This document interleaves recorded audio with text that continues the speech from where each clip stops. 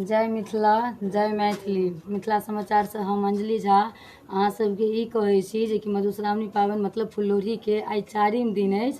तो धूप बहुत रहैया, एहिके कारण हम अखन आब घर से निकले रहल छी, जा रहल छी फुललोढ़ी करे ला। तो अहाँ सब इंतजार करू हमर वीडियो के, जखन हम फूल मतलब सजा लेब डाली ओकर बाद फिर अहाँ सबके अपन वीडियो देव। जय मिथिला जय मैथिली।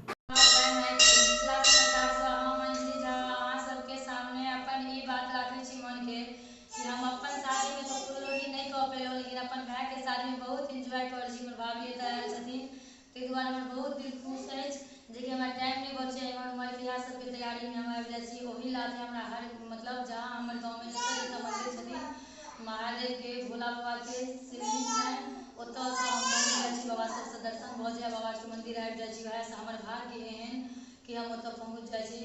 तैं जे केओ हमर वीडियो देखै छी सब गोटा ज़्यादा से ज़्यादा शेयर करब, लाइक करब, कमेंट करब और फॉलो भी करब। तो हमर वीडियो केहन लागल नहीं लागल से अहाँ सब कमेंट जरूर करब। जय मिथिला जय मैथिली। मिथिलावासी के हार्दिक हार्दिक स्वागत।